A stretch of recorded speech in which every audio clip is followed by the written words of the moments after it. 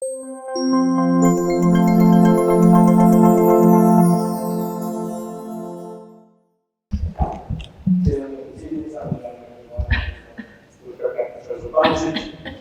ministrica za kmetijstvo, gozdarstvo, prehrano, gospa Irina Šinko, cenjeni predstavniki Vlade Republike Slovenije, spoštovane poslanke in poslanci, cenjeni svetnice in svetniki, spoštovani ostali razpravljavci in vsi sodelujoči na posvetu, gospe in gospodje.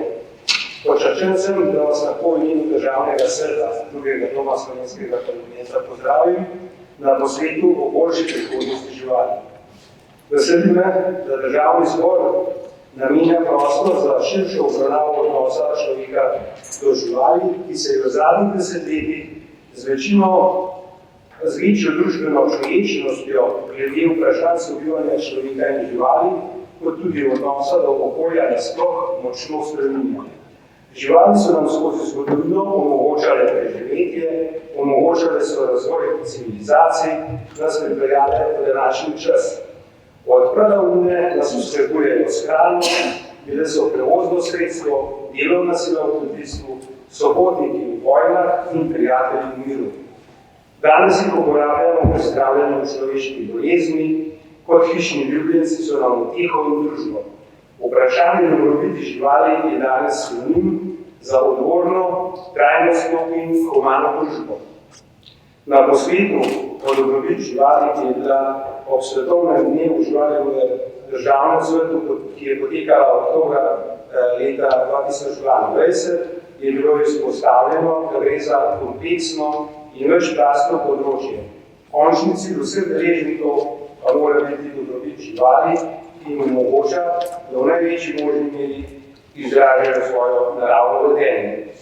Zato je nujno, da živali bivajo v ustreznem okolju, da naj si gre za rejne živali, hišne ljubljence, živali v transportu, živali v živalskih vrtovih, pa tudi divje živali. Nujno je treba govoriti o nedopustnih praksah pri ravnanju živali, škodljivih posledicah pasemske vzreje, etičnih dilemah pri skrbi za udomačene živali in nujnosti zagotavljanja napredka pri izboljševanju njihovega počutja. Ni pomembno, ali gre za hišnega ljubljenca, ali gre za žival, ki jo gojimo za prehrano.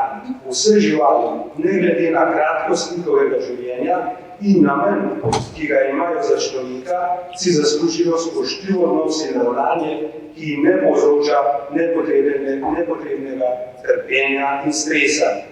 Etika ravnanja z živalmi se v sodobnem svetu odraža tudi v zakonodaji.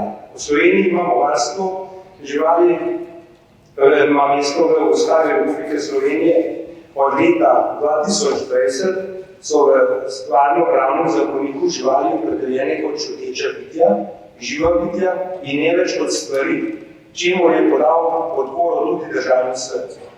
Zakonodajne izboljšave morajo temeljiti na strokovnih argumentih in raziskavah ter na široki izmenjavi mnenj, čemur je namenjen tudi današnji posvet.